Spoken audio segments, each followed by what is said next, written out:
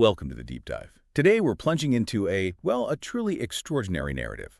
Imagine starting your day with what seems like a routine legal task, only to find yourself unraveling a centuries-old secret, one that could fundamentally redefine the very foundations of a nation. It's a wild, often terrifying journey, and it's exactly what our deep dive is about today. It really is. And this story provides such a fascinating lens, doesn't it? It shows how a seemingly isolated event, in this case a property sale, can just serve as this thread. And when you pull it, it unravels this entire tapestry of interconnected power structures, historical ambitions, things far deeper, more complex than most of us ever really imagine. Absolutely. So our mission here is to extract the most important nuggets of knowledge, of insight, from this gripping first-person account. It's from a woman named Michelle, detailing her incredible journey with her partner, John. We're trying to offer you a shortcut, really, to understanding the profound currents beneath the surface of history and power, all revealed through their experience. And the setup. Michelle and John, both lawyers, they're living this quiet, isolated life, tucked away in the Washington woods. They're fleeing from the chaos that blew up 2 years earlier when their investigation started back in Salt Lake City. So right away, you get this sense of mystery, the immense stakes involved. Precisely. And this narrative, it isn't just a captivating tale, is it? It's a stark window into how deeply rooted some historical agreements can be, and how profoundly they can continue to shape the present, often, from the shadows. So our story truly kicks off in Salt Lake City. Michelle calls it a land of contradictions, where faith and fortune intertwine like the roots of ancient trees. She and John, struggling lawyers at the time, they get this task from a prominent Salt Lake City lawyer, Charles Kinston. Prepare sales negotiations for an old train station out in the place called Frames. But here's the immediate red flag. Ah, the commission. Exactly. Kinston offers this surprisingly generous 10% commission, up to $50,000, for a building Michelle says is in, quote, rough shape. And John, who she describes as meticulous, suspicious, and unwilling to let anything slide, he immediately senses something. Well, something feels off with the deal. And that initial instinct, that almost visceral feeling, it's often the most crucial compass, isn't it, when you're uncovering hidden historical truths. It's a reminder that sometimes the first sign something genuinely significant is going on is just that feeling of unease. Yeah, that gut feeling. And it's certainly amplified by Michelle's observations of Utah itself. She paints it as this land of stark extremes. You've got the climate, icy winters, scorching summers, and this foundational paradox. Immense resource wealth from mines like the, quote, largest hole in the world. Huge fortunes built there. Right, the Bingham Canyon mine, copper, gold, silver. Yeah, it made the Mormon state rich, as she puts it. But often at a serious environmental cost, toxins washing into groundwater. This intertwining of faith and finance, right, from Joseph Smith's golden plates to the role Mormons played in John Sutter's California gold discovery. It sets this historical precedent of, ambition and gain. And this detailed backdrop of Utah, it isn't just color, is it? It perfectly illustrates how these seemingly isolated regional characteristics can serve as a kind of microcosm. A microcosm for larger national narratives of exploitation, hidden power. The very things Michelle and John are about to stumble into. It sort of conditions us, the listener, to the idea that not everything is as it seems, and that the story of progress often carries this hidden ledger of environmental and social costs. Totally. And the contradictions extend even to the Great Salt Lake. It's both a blessing and a curse. Its stench blankets the city when the winds shift, mostly affecting the poor who live closest. While the wealthy, they retreat to higher ground, with land prices John calls exorbitant, almost mythic. Wow. This social stratification, alongside the cultural quirks Michelle notes, like John wearing shorts like a badge of rebellion in conservative territory, it all contributes to this picture. A place built on layers of paradox and unspoken divides. And it's within this landscape, these subtle contradictions, that John's suspicions really start to take root. His instincts lead them to the library. There they meet Lisa, a librarian finding solace in books. And John quickly uncovers these old documents referencing United Railways from 1855. A company he'd never heard of. Right. Seems to have just vanished, which makes Kinston's generous 10% commission even more dubious. And Lisa confirms it, right? She says United Railways was this early shoddy company involved in land grabs, bribes, standard stuff for the era maybe, but still. Still raises flags, big ones. John's concern deepens. He warns Michelle they could be in way over our heads if Kinston doesn't actually own the land. And Michelle, despite initially wanting an easy payday, she agrees. Dig deeper. John's instincts are rarely wrong, she says, and the missing details around this defunct railway company are becoming too glaring to ignore. And this early suspicion, About land ownership? About a vanished railway company. It's such a classic starting point, isn't it, for uncovering hidden historical layers?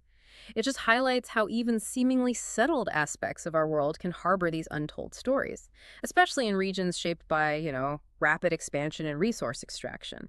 The missing details, the unusually generous offer, they aren't just plot points. They serve as the breadcrumbs, leading them into this much larger and potentially dangerous labyrinth. Okay, so the trail leads Michelle and John to Seward, a man whose entire life, apparently, revolved around the rhythms of the tracks. What he shares with them in his cluttered basement sanctuary filled with model trains and files is going to fundamentally shake their assumptions about property itself. Stuart sounds like quite a character. Yeah, white stubble, weathered face, rose from baggage handler all the way to the Western Union Board. So he's an invaluable, if maybe unconventional, source on the railroads. And he offers this crucial perspective on the railroad's role in nation building, explaining that the development of the American continent appears more chaotic than it actually was. The promise of free land pulling settlers westward? And the steam engine? Well, it changed everything. Made the country mobile, connected coasts. Consumed immense money, gave birth to modern capitalism, really. And he also candidly mentions the thousands of Chinese workers who were exploited. Right, a crucial reminder that progress often comes at a steep human cost. Exactly. Then the true legend is unveiled. John presents their findings about the Frames train station, and Stuart reveals this legend he always thought was just a story. It begins with the 1793 execution of Louis VI of France. Okay. One son, according to this legend, survived. Okay. Fled to America with an entourage and a fortune in gold. These French immigrants, the Dupernes family, allegedly brought with them plans for the steam engine and used their gold to build an industry, became capitalists, not kings. Wow. That detail alone raises profound questions about, the foundational narratives of nations. How often do our accepted histories subtly obscure these kinds of secret pacts and hidden influences? It's a huge question. And then Stuart produces it. A yellowed, ancient contract from 1795, signed between the Dupernes family and the U.S. government. The actual contract? Apparently. And its terms are staggering: exclusive rights to develop the land, control over mining, and a 200-year lease on all land within 20 miles of any railway or communication line. 20 miles? That's vast. Unbelievably vast. The implication is terrifying. The entire town of Frames, and countless others, belong not to the people, but legally perhaps to the Dupernes family. And the kicker: the lease is set to expire in just 16 months. 16 months. My God. That revelation is, well, staggering, terrifying, as Michelle puts it. It threatens to upend everything, the very foundation of property rights of capitalism itself. And Stuart, understanding the immensity of this secret, he insists we can't tell anyone about this. Not yet. But John isn't deterred. Not at all. He sets a new mission. Find a Dupernes family member, negotiate an extension or a buyout. He believes this discovery could change everything. This 1795 Dupernes contract, it isn't just a plot twist, is it? It's this chilling example of how foundational legal documents, even if seemingly forgotten for centuries, can represent this kind of invisible architecture, silently shaping a nation's destiny. It challenges our most basic assumptions about ownership, sovereignty. Makes you ask, what other sleeping contracts might be out there, quietly dictating our realities? It's mind-bending. So, armed with this explosive, nation-shaking information, Michelle and John head to Washington, D.C. They're walking into a storm they can barely comprehend. The stakes just got impossibly higher. And the historical context of railroads and power here is so vital. You mentioned the 1916 war year, the government actually taking control of the entire railroad system. Yeah, a nationwide strike threatening national security. Control reverted to private hands in 1920, but it just shows the immense power inherent in these networks. And this was the era of the Industrial Revolution, the network exploding, right? 30,000 miles in 1860 to 193,000 by 1900. The transcontinental railroad completion in Utah in '69 being pivotal. Huge profits in building the structures. Land often given away just to attract participants. And the source notes many connections existed between various firms, founded as subsidiaries or partners of the United Railroad Company. So this context just underlines how deeply ingrained these structures were. Not just infrastructure, but foundational pillars of wealth and control. And John and Michelle were convinced this contract could call the entire U.S. system into question. They see it as their duty to inform the public. On the plane to D.C., John, despite his fear of flying, he's asking Michelle about that 20-mile radius. Does it apply horizontally, vertically, airspace, Mineral rights. Good questions. Michelle knows that mining rights were handled by a subsidiary, so it seems possible.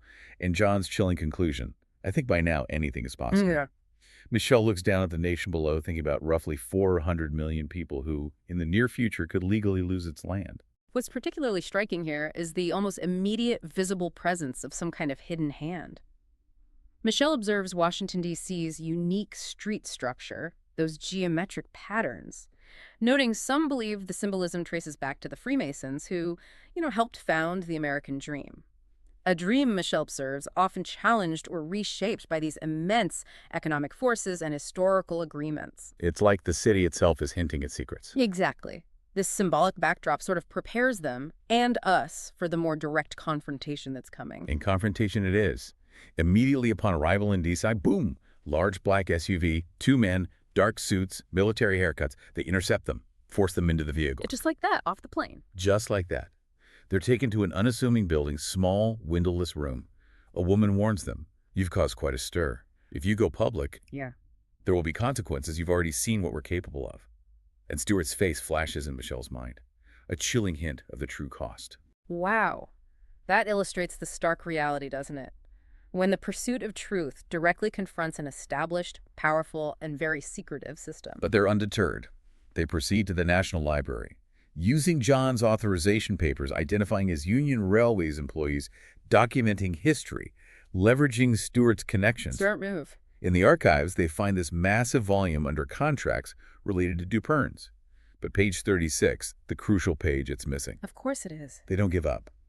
John then finds another folder. Duperns, sealed with an unreadable seal.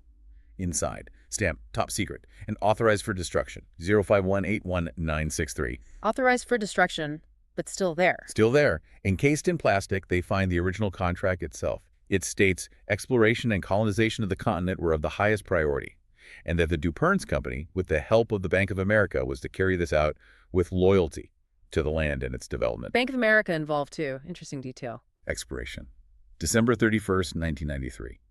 An incredibly long period, Michelle notes, compared to the start date, December 1st, 1793, signed by George Washington. And a separate letter, 1795, signed by Thomas Jefferson, confirms the contract, states that all rights shall revert to the United States government after 2 centuries. The weight of that discovery. It's immense, the literal smoking gun. But as they begin to copy the 20-page document, they have a portable copier. Suddenly, the room is illuminated, a bright, shining beam of light. Oh, no. Michelle says, the world spun and then everything went black. Just gone. This almost cinematic escalation from historical document to direct physical intervention, it's incredibly telling. It's a stark reminder that some truths aren't just hidden, they're actively guarded, and that the past can reach out and reshape the present in profoundly tangible ways. So Michelle wakes up. It's a nightmare, literally. The physical pain is searing, the documents are gone, and a much darker reality, one that defies easy explanation, starts to unfold. She has intense pain in her neck, throat, shoulder. John's gone from beside her. Where's... She finds him on the floor, his face smeared with blood, broken nose, gash on his forehead, missing teeth, but he's breathing, thankfully. Oh, my God. The table's empty. Briefcase, copier, contract, all gone. A gap yawned in the bookshelf. They realized they were out for hours. The clock shows 4:10 a.m. Hours. This immediate violent aftermath, it speaks volumes about the forces they've disturbed. They leave the library looking like they had survived a disaster. And outside their hotel, this tall, menacing man, sharp features, emerges from the shadows. He tells them, you've been busy, but you've gone too far. Says he's here to clean up the mess you've made, then just drives off. Leaves them shaken, but still with no clear answers. A direct threat. Explicit. As the cleanup tragically extends beyond them, Michelle tries calling Stewart to warn him. The line is dead. Later, a newspaper article chillingly reports Stewart died. A gas line explosion at his home, attributed to a mentally confused elderly man attempting repairs. But the crucial detail, Stewart didn't have a gas connection. no. Wow, that's horrifying. A clear and terrifying message about what happens when you get too close. Absolutely. This incident, it's more than just suspicious death. It's a powerful statement about the reach, the ruthlessness of this hidden power. And then there's their own physical trauma. At a D.C. hospital, John gets treated, nose, new teeth. But for Michelle, despite this intense pain in her neck and shoulder, the doctor claims her x-rays show nothing, absolutely nothing, no fractures, no dislocations. Nothing. How is that possible? He claims the images were sent to the archive, can't be reviewed. Michelle is deeply suspicious. Feels the doctor didn't want to find anything or he couldn't. It's like a denial of her physical reality. Yeah. Another layer of control, manipulation. Precisely. And the psychological toll deepens. Michelle starts having this recurring nightmare, increasingly vivid, terrifying. At first, just a cold, horrifying feeling, as if my very self was dissolving. But then, on the plane to St. Louis, it becomes agonizingly real. A searing white light. Then this creature, enormous, unnaturally so, and insect-like, with a cold, unblinking stare materializing before her. She wakes screaming, throat-burning, neck-throbbing with fiery pain, and this unsettling feeling that something foreign had been lodged there. This raises such a critical question about perception and reality, doesn't it? How do you process information when your physical sensations, your memories, maybe even your dreams are being actively manipulated? The suspicious death, the unexplained injuries, the phantom x-rays, these terrifying dreams, it all points to this deliberate, sophisticated attempt to disorient and silence them. It pushes the narrative beyond simple human conspiracy into something, well, something much more unsettling. Suggests the dream isn't just a psychological symptom, but maybe a direct extension of the intervention itself. It's deeply disturbing. Yet despite the threats, the pain, the nightmares, John's growing paranoia. Michelle and John press on. They head to St. Louis to confront the Duperne's family. But their journey takes a turn into the truly extraordinary, revealing forces far more powerful, more unsettling than anything they could have imagined immediately upon landing. Boom! Two men, dark suits, airport security inspectors, intercept them. Again. This consistent, almost prescient surveillance, it just highlights the pervasive nature of the forces at play here. They're separated for interrogation. Right. One inspector mocks John about his nose. While Michelle is led to this small, windowless office, a stocky woman demands ID, then orders her to undress and place your clothes on the chair over there for a routine procedure, including an anal and vaginal oral examination. What? That's invasive, doesn't even cover it. Michelle, despite her defiance, a suspect is innocent until proven guilty, she reluctantly complies, feels utterly violated, forced to sign a document saying she accepted the inspection, would make no claims. Horrific. And that violation must just deepen John's paranoia. Absolutely. Back together, he pulls Michelle into the bathroom, turns on all the faucets. Convinced running water is supposed to interfere with surveillance devices. Yeah. He fears they've been bugged. Understandable, given everything. They decide to buy new clothes, new luggage, call the Duperne's family from a payphone. John, though cautious, insists, "We see this through for everyone's sake." Adds, "We need to talk to the French first before we make further plans." And this is the pivotal moment, isn't it? Where the narrative dramatically shifts from human conspiracy to something profoundly other. Michelle has the nightmare again, but this time it's excruciatingly detailed, vivid. Seems like a real-time revelation. Tell me. The setting. Cold, sterile, metallic room, glowing organic-like floor, invisible ceiling. Michelle's restrained on a urologist's chair, body unnaturally bent. John is dragged in, pale, terrified, screaming, but no sound is heard. Two men in black, single-breasted uniforms flank him. Okay. Then two more men enter, uniforms slightly different, insignias on their chests, a golden pyramid inside it, a dragon with a red eye, and the word FEMA in bold golden letters. FEMA. With that insignia. One speaks with an American accent, the other German. Both cold and calculated. Then the creatures appear. Creatures, plural. First, a pale, 1.5-meter tall creature. Thin, spindly limbs, large and insect-like head, enormous black eyes. Moves with unnatural grace. Michelle notes, if I hadn't seen enough science fiction movies, I might have died of fear. Okay, wow. And the second? Even more disturbing. Grotesque, almost monstrous. Nearly 2 meters tall, round and misshapen, covered in coarse, spiny fur. Its head is a nightmare of sharp, needle-like teeth, eyes that moved independently, covered by flaps of skin, saliva dripping. Speaks in a guttural alien sound, unmistakably hostile. This is beyond anything they've encountered so far. John manages to break free, lunges towards the creature holding a syringe, but he's brutally struck, thrown across the room, a pool of blood. The syringe creature turns to Michelle, its forked tongue flicking. A needle plunges into her neck. Searing pain, vision blurs. The room began to spin. She wakes up. Hotel bed. John asleep beside her. No visible mark on her neck. But the terror lingers. She questions if it was a dream, feels something is profoundly wrong, and thinks no one would believe us. This climactic scene, challenges our entire understanding of the power structure they've stumbled upon. FEMA, with that specific symbolic imagery, combined with genuinely alien creatures, this unexplained injection, it raises such deep questions about the true nature of the forces at play. This isn't just about land deeds or historical agreements anymore, is it? It's about control, information, and maybe something far beyond human comprehension operating right here in our world. You've just been on an incredible deep dive with us, following Michelle and John as they unearth the secret that could, well, shake the very foundations of the United States. From a suspicious legal contract in Salt Lake City to a terrifying confrontation with shadowy figures in D.C., and ultimately this encounter with unseen, otherworldly forces in St. Louis. Their journey is clearly far from over. The implications of that 1793 Dupurns contract, the mysterious figures protecting it, the profound personal cost to Michelle and John, it's truly mind-boggling. It really is. And when we connect this to the bigger picture, this story forces us, absolutely forces us, to question our assumptions about history, power, even reality itself. The blending of verifiable historical facts, the railroads, the contracts, the figures involved with these deeply unsettling, almost otherworldly elements.